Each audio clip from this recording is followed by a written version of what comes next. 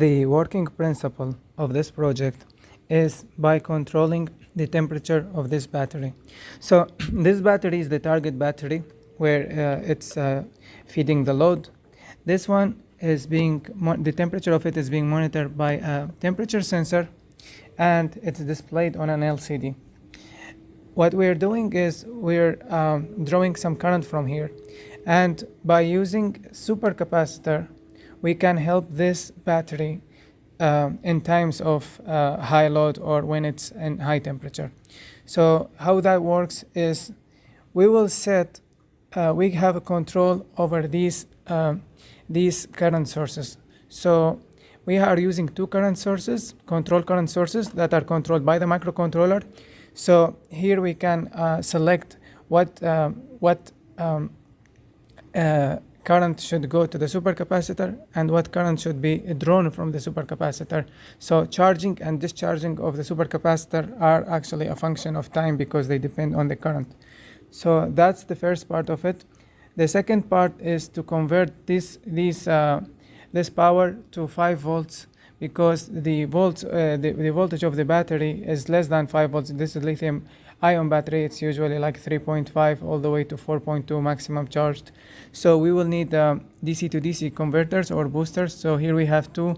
One is feeding the load, and by load I mean this electronic load, and the other one that I have here is providing 5 volts for the smaller components such that here we have some current sensors. Here we have the temperature sensors we talked about, and here we have the LCD. So these components are being fed by this one.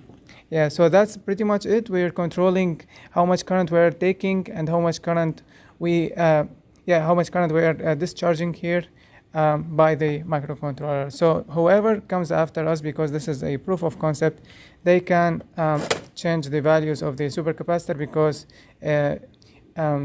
it's replaceable. So someone can choose other value. We are using 7.5 farads, for example, if they need higher capacity, but it will take a longer time to charge, of course. And they can also reconfigure the microcontroller because we soldered the base, so they can reconfigure it if they want like to adjust the settings. So this is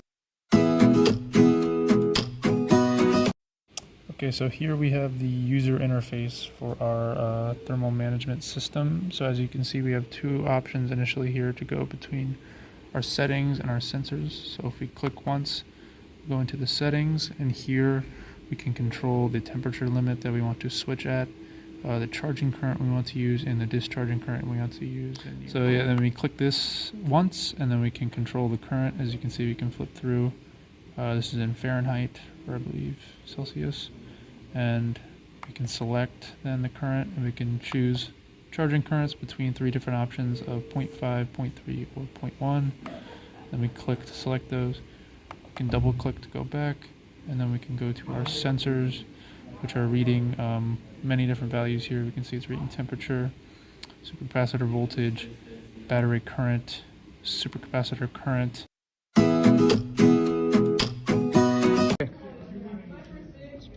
the voltage reading of the output of this DC to DC converter. The big one is 5 volts, as you can see. Same goes for the other one. If I measure the voltage out for this one, it's 5 volts. So they are, and this is the input. If I measure now the input coming from this battery, or you're using two batteries, this is the voltage input of one of the batteries, and this is the voltage input of the other battery.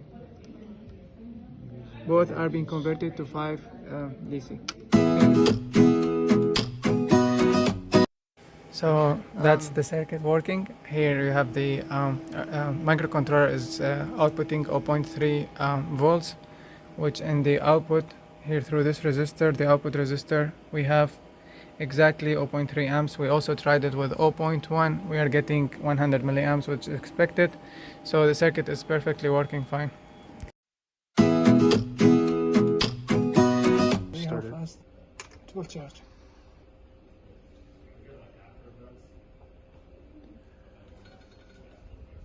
I use After Effects, but I probably won't use it for this.